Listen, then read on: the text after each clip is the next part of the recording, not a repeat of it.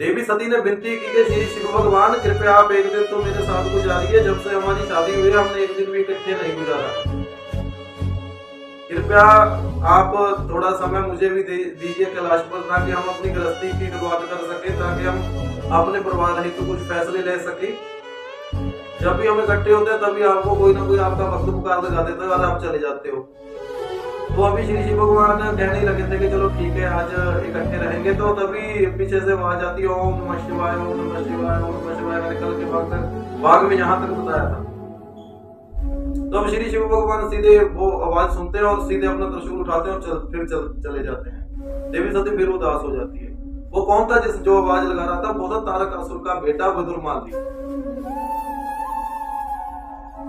विदुरमाली अपने गुरु शुक्राचार्य के पास गया और उसने कहा कि गुरुजन, आपको पता है कि मेरे पिता तारकासुर को श्री शिव भगवान ने अपनी शक्ति के साथ रण क्षेत्र में बंदी बना लिया और ये कहा कि तुम पाताल से आसमान तक ऐसे पूरे ब्रह्मांड में चक्कर लगाते हो।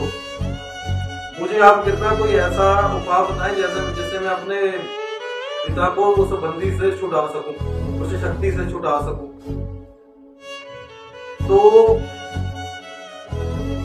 शुक्राचार्य बहुत ही बुद्धिमान थे, बहुत अच्छे थे, ज्ञानी थे, अच्छे स्वभाव के थे, लेकिन राक्षस गुरु थे और अपना फर्ज पूरा निभाते थे। उन्होंने कहा कि विदुरमाली तुम ऐसे करो, जैसे जहर को जहर काटता है ना, ऐसे श्री शिव भगवान ने अपनी शक्ति के साथ तुम्हारे पिता को बंदी बनाया है, लेकिन किसी में भी इतनी पावर नहीं है कि उस शक्ति से छुड़ा सके। श्री शिव भगवान ही उस शक्ति से तुम्हारे पिता को छुड़ा सकते हैं, लेकिन और कोई नहीं। तो उन्होंने उपाय बताया। वो उपाय यह था जिससे वो अपने पिता को उस शक्ति से अलग करवा सकता था। तो ये उसने कैसे अलग करवाया या नहीं करवाया वो आगे के भागों में मैं बताऊंगा। तो ये जो भी विदुरमाली अब जो कुछ भी करने वाला था वो शुक्राचार्य जी ने बताया। तो श्री शिव भगवान के कानों में ओम नमः शिवाय की आवाज पड़ी और श्री शिव भगवान तभी चल पड़े और आकर देखते हैं कि विदुरमाली अपनी उंगलियां ऐसे काटे जा रहा है अपनी तलवार के साथ। रावण का तो आपको पता है कि वो अपने शीश काट कर श्री शिव भगवान को दे रहा था। ये विदुरमाली था जिसने अपनी उंगलियां काट कर श्री शिव भगवान को अर्पण करने लगा। ये शिवलिंग के ऊपर अपना रत्ते चढ़ाने लगा। ओम नमः शिवाय बोले, ऐसे अपनी उंगली काट दे। ओम नमः शिवाय बोले और ऐसे अपनी उंगली काट दे। ऐसे पूरा नारियल बेल पत्थर तो आपने चढ़ते सुने होंगे शिवलिंग पर, लेकिन ये विदुरमाली था जिसने खून चढ़ाया शिवलिंग पर। शिवलिंग पूरा लाल होगा खून के साथ। तो श्री शिव भगवान प्रकट हुए तो विदुरमाली खुश हुआ। श्री शिव भगवान ने पहले उसका हाथ ठीक किया, उसका हाथ ठीक हो गया। ऐसे रावण को भी तो ठीक किया पहले के, बात करो पहले चाहते क्या हो। तो श्री शिव भगवान ने पूछा विदुरमाली क्या चाहते हो? तो विदुरमाली ने कहा कि मैं वरदान चाहता हूँ भगवान। तो श्री शिव भगवान ने कहा कि ठीक है वरदान तो चाहते हो, लेकिन मैं तुम्हें बता दूं, एक हमेशा के लिए अमर होना नहीं मांगना, तुमने अमृतत्व का वरदान नहीं मांगना और एक अपने पिता को मत छुड़ाना। तो विदुरमाली बोला कि ठीक है नहीं कहूंगा।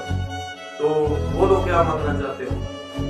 तो बोला विदुरमाली कि श्री शिव भगवान आप मेरे अंगरक्षक बने। जब मेरे पास मृत्यु आए आप मृत्यु को भी मेरे से दूर भगा दो, और जब तक मैं ना कहूं तब तक आप मेरे पास से जाए ना, मेरे पास ही रहे।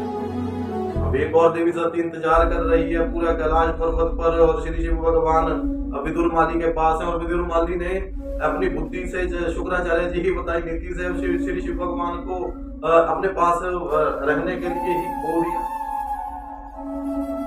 तो श्री शिव भगवान मुस्कुराए और बोले कि तुमने अपनी चतुराई से अपनी बुद्धि से एक तरह का अमर होने का वरदान ही मांग लिया। तो विदुरमाली मुस्कुराया और कहा कि आप वरदान दो के यमराज भी मेरे पास ना आ सके, आपकी छत्र छाया हमेशा मेरे पास रहे, आप हमेशा अपनी कृपा और आप हमेशा मेरे पास ही रहे। तो श्री शिव भगवान ने कहा सोच लो एक मौका और दे रहा हूं, ये वरदान तुम्हारी मृत्यु का कारण बन सकता है। वो नहीं माना, बोला नहीं मैं मुझे यही वरदान है। तो श्री शिव भगवान बोले चलो ठीक है तथास्तु, खुश रहो, ये वरदान तुम्हें दिया। तो प्रियजनों आज की शिक्षा से हमें ये सीखने को मिलता है कि मैसेज के श्री शिव भगवान कभी भी ना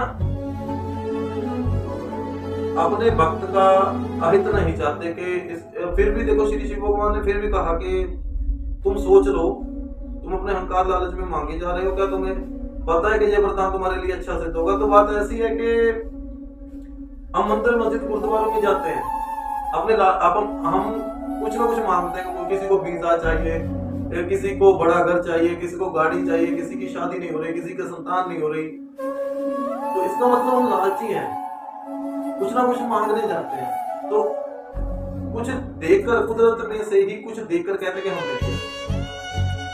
इंसान कभी भी भगवान को कुछ देने वाला नहीं है, खुद इंसान की जिंदगी जो है खुद ही भगवान ने दी हुई है। तो भगवान को कैसे कुछ दे सकता है? सिर्फ और सिर्फ भगवान को एक चीज से सब कुछ इंसान दे सकता है कि बस इंसान अपनी जिंदगी को अच्छे तरीके से यूज करे, लोड़वंद, जरूरतमंद, गरीबों, बेसहारों, बुजुर्गों की सेवा में लगाए। कट्टरता, लड़ाई झगड़ा, दबैश, मैं बड़ा हूं, मैं अहंकार, इसको छोड़ दे, बस यही भगवान की खुशी है। किसी जरूरतमंद का सहारा बन जाना ही भगवान की खुशी है। तो देखिए श्री शिव भगवान भोलेनाथ, भोले भंडारी इतने दयालु हैं कि अपने भक्त के लिए वो अपने परिवार तक को भी छोड़कर आ जाते थे एक पल में, और खुद बंदी बन गए भक्त के पास कि चलो ठीक है। तो विदुर माली मेरे लिए पानी लेकर आओ, मेरे लिए ये करो, ये सब भी करवाने लगा श्री शिव भगवान से। तो वो भी बातें मानने लगे, कोई बात नहीं, भक्त खुश है, चलो कोई बात नहीं। तो इतने दयालु हैं। तो कल कथा के भाग में आगे बताएंगे कि कैसे श्री शिव भगवान अब वापस सती के पास जाते हैं।